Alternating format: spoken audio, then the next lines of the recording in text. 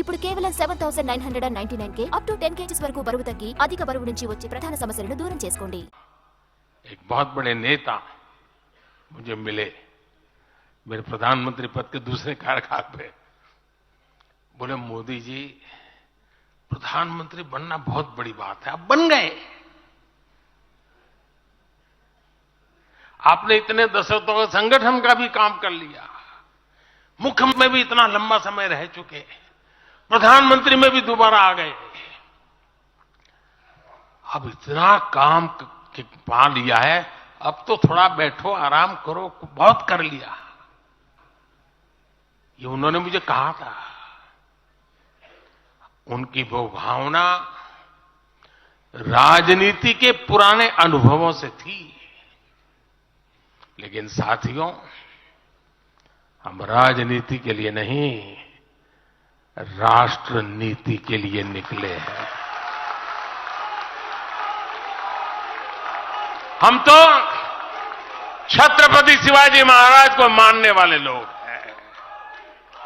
जब छत्रपति शिवाजी महाराज का राज्याभिषेक हुआ तो उन्होंने ये नहीं किया कि अब तो छत्रपति बन गए, सत्ता मिल गई तो चलो उसका आनंद लो।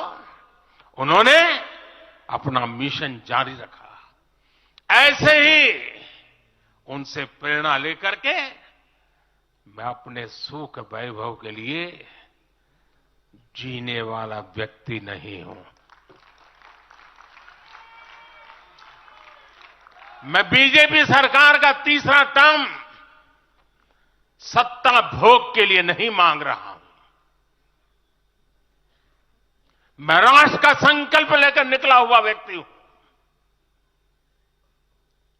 अगर मैं अपने घर की ही चिंता करता तो आज करोड़ों गरीबों के घर नहीं बना पाता। मैं देश के करोड़ों बच्चों के भविष्य के लिए जीता हूं, जागता हूं, जूझता रहता हूं।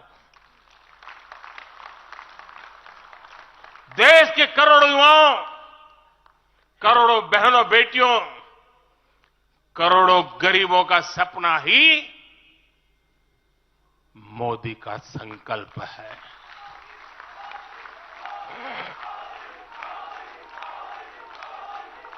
और इस संकल्प की पूर्ति के लिए ही हम सब सेवा भाव से दिन रात एक कर रहे हैं। 10 वर्षों में हमने जो हासिल किया, साथियों, वो तो एक पड़ाव मात्र है। मंजिल तक पहुंचने का एक नया विश्वास है। अभी हमें देश के लिए, कोटि कोटि भारतीयों के लिए,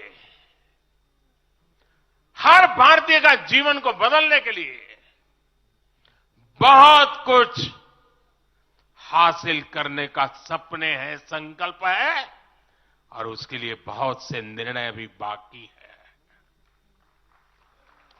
साथियों, आज भाजपा युवा शक्ति, नारी शक्ति, गरीब और किसान की शक्ति को विकसित भारत के निर्माण की शक्ति बना रहा है। पहले लोगों को लगता था कि सरकारें बदलती हैं, व्यवस्था नहीं बदलती। हमने सच्चे अर्थ में सामाजिक न्याय की भावना से व्यवस्था को पुरानी सोच, पुरानी अप्रोच से बाहर निकाला। जिनको किसी ने नहीं पूछा, हमने उन्हें पूछा है। इतना ही नहीं, हमने उसको पूजा है। आदिवासियों में भी सबसे पिछड़ी जनजातियों को पहले किसी ने नहीं पूछा। हमने उनके लिए पीएम जनमन योजना बनाई। लाखों विश्वकर्मा परिवारों को किसी ने नहीं पूछा। हमने उनके लिए पीएम विश्वकर्मा योजना बनाई है। रेहड़ी, ठेले, फुटपाथ पर काम करने वाले लाखों साथियों के बारे में किसी ने नहीं सोचा। हमने उनके लिए पीएम स्वनिधि योजना बनाई है। साथियों, पहले की सरकारों ने महिलाओं के हितों की, उनके जीवन में आ रही परेशानियों की भी कभी चिंता नहीं की। हमारे यहां बेटियों को गर्भ में ही मार डालने की कितनी विराट समस्या थी। हमने इसके लिए सामाजिक चेतना, साथ साथ कड़े कानून दोनों का सहारा लिया।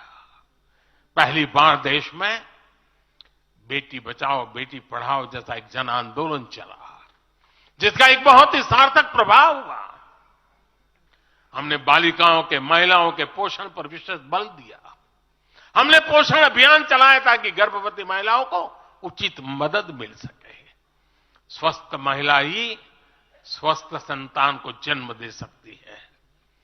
गर्भ के समय महिलाओं को उचित पोषण मिले, इसके लिए मातृ वंदना योजना के तहत 3.25 करोड़ से अधिक बहनों को सीधी मदद दी।